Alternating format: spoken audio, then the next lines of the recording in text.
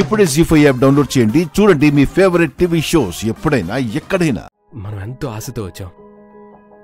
మన ఆనందాన్ని అందరితో షేర్ చేసుకుందామని ఎంతో వేగంగా వచ్చాం.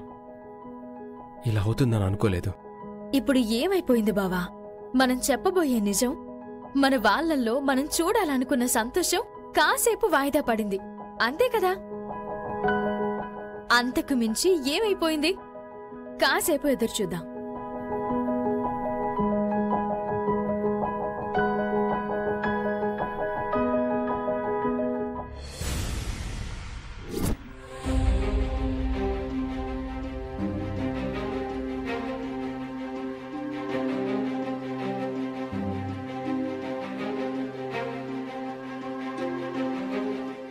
అమ్మవారి దయ వల్ల ప్రాణాపాయం నుంచి బయటపడ్డాడు. డాక్టర్ల కృషికి అదృష్టం తోడయ్యి ఊపిరి నిలబడింది. లేదంటే ఈ రోజు పెద్ద విషాదాన్ని చూడాల్సి వచ్చుండేది.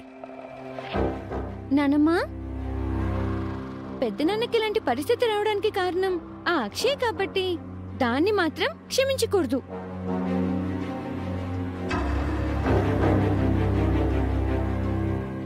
అక్షయ్ది ఎలాంటి తప్పు లేదని నేను ముమ్మాటికి నమ్ముతున్నాను. ఏదో జరిగింది, మన కంటికి కనిపించింది జరిగింది అత్తయ్య. మనం చూడనిది దైవమైతే ఖచ్చితంగా చూసుంటుంది. అక్షయ్ది ఎలాంటి తప్పు ఉండుండదని ముందు నేను అనుకున్నాను, కాని అది ఇచ్చిన మందు వల్లే కదా నా తమ్ముడికి ఇలా జరిగింది. మందు కాదు, విషం ఇచ్చింది. మన ఇంట్లో విష ప్రయోగాలు చేయగలిగే మనుషులెవరైనా ఉన్నారంటే అది నిహారిక, కృష్ణలే. ఎందుకు ఎప్పుడు మా అమ్మ నాన్నలే విలన్స్ చేస్తావు? వాళ్ల నేర చరిత్రలు అలాంటివి. మరి మావయ్య గారు, మీరైతే అక్షయ్ విషయంలో తొందరపడి నానా మాటలు అనేశారని నా అభిప్రాయం. నా అభిప్రాయానికి మీ మనసులు నొచ్చుకుంటే నేనేం చేయలేను. నేనైతే యథార్థం మాట్లాడుతున్నాను. చాలే ఆపు. నా తమ్ముడికేమీ కాలేదు కాబట్టి సరిపోయింది. ఏమైనా అయ్యుంటే ఏంటి పరిస్థితి? అక్షయ్ని అనవసరంగా నమ్మాం. ఏదో ఒకసారి నా కడుపు నొప్పికి మందిచ్చింది కదా అనేసి ఈసారి కూడా అలాంటి విచిత్రం ఏదైనా చేయగలుగుతుందని అనుకున్నాం గాని ఇంత దూరం తీసుకొస్తుందని అనుకోలేదు. ఇంత దారుణం చేస్తుందని అస్సలు ఊహించలేదు. మీరెన్నైనా అనండి, మన ఇంట్లో దారుణాలు చేయగల మనుషులు కృష్ణ, నిహారికలే. మనందరి కళ్ళు కప్పి ఎక్కడికో వెళ్లిపోయారు చూడండి. ఏదో పన్నుండి వెళ్ళుంటారు. నువ్వు ప్రతి విషయంలోనూ అనుమానించి కిల్లరికం. అక్షయ్ను బయటకు పంపించేయండని కొన్ని 100 సార్లు అన్నాను. మీరు నా మాట వినలేదు. ఆశ్రయాన్నిచ్చిన వాళ్ళింటికే అన్యాయం చేయాలని చూసింది. అక్షయ్ను ఎట్టి పరిస్థితుల్లోనూ క్షమించకూడదు. చిన్న చిన్న పొరపాట్లయితే క్షమిస్తాను గాని నా బిడ్డ ప్రాణాల్నే బలి తీసుకోవాలని చూసిందాన్ని ఎలా క్షమించగలను? ఇక జీవితంలో మన ఇంటి గేటు కూడా దాటి లోపలికి రాకుండా బయటికి గెంటేస్తాను. ఈసారి అవని అడ్డుపడినా, సాక్షాత్తు అమ్మవారే అడ్డుపడినా ఊరుకోను. ఇంట్లో ఉండనివ్వను. అమ్మోరు తల్లిని ఇంటి నుంచి బయటికి పంపించకుండా అమ్మవారు అడ్డుపడుతుంది చూడండి. ఏం జరుగుతుందో చూద్దూగాని పద. నా మనవరాలు వస్తుందని ఎదురుచూసే సమయంలో అక్షయ్ చేసిన పని అందరినీ భయభ్రాంతులకు గురిచేసింది. అందుకు తనకి శిక్ష పడాల్సిందే. పదండి, బయలుదేద్దాం.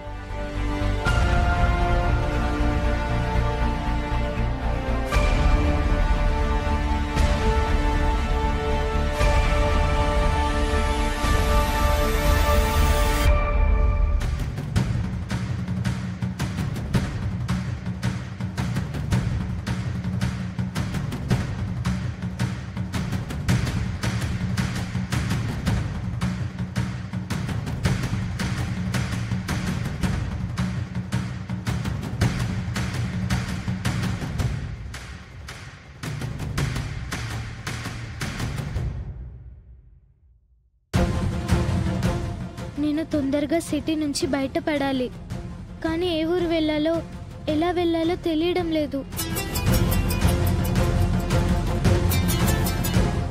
హలో, చెప్పండి ఓనర్ గారు. హైదరాబాద్లో సరుకు దించేశాం. అరగంటలో బయలుదేరుతాం ఓనర్ గారు. ఇదిగో టీ కొట్టు దగ్గర టీ తాగుతున్నాం. ఏంటి ఓనర్ గారు, ముంబై చేరుకోవడానికి ఎంత టైం పడుతుందని అంటున్నారా? అర్ధరాత్రి కల్లా చేరుకుంటాం. సరే ఓనర్ గారు, ఉంటాను. చాయ్ తాగేసి బయలుదేరదాం. సరే. దారిలో ఏమైనా టికెట్లు దొరికితే ఎక్కించుకుందాం. మన ఖర్చులకి డబ్బులు దొరుకుతాయి. సరే.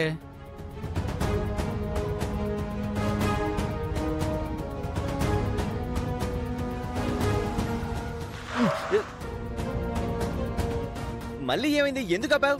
వెతకబోయిన తీగ కాలికి తగిలినట్టు అక్షయ్ తగిలింది. అటు చూడు.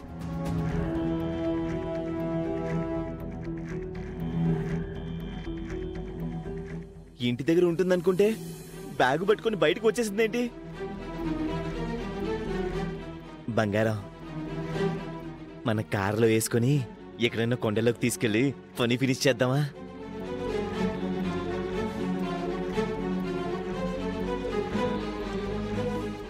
అంకుల్, ఏంటమ్మా?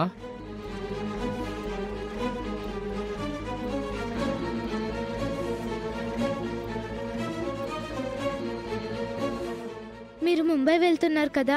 అవునమ్మా. మీతో పాటు నేను కూడా ముంబై రావచ్చా?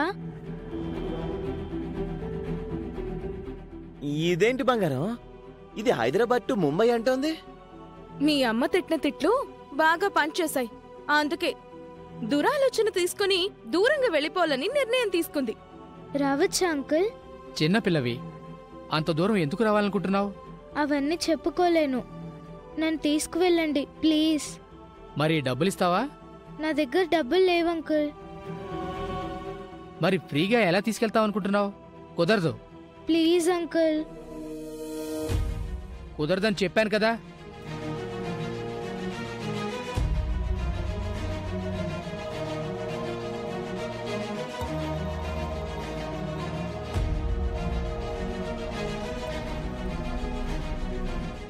బంగారం, మన తక్షణ కర్తవ్యం ఏంటి? దాన్ని ముంబై పంపించేద్దాం. ఎలా? దానికి ముంబై టికెట్ మనమే కొనిద్దాం. ఓ, ఒక్క నిమిషం.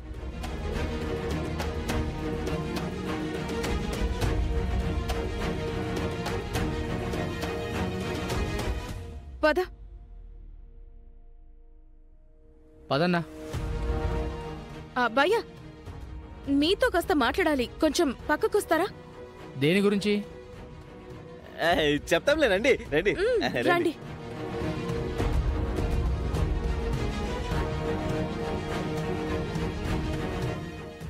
చెప్పండి.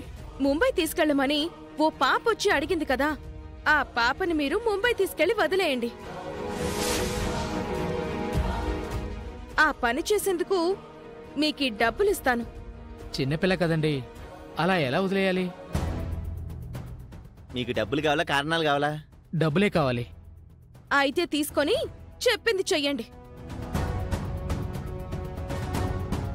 జీ5 యాప్ డౌన్లోడ్ చేసి అన్ని ఎపిసోడ్స్ పూర్తి ఉచితంగా చూడండి.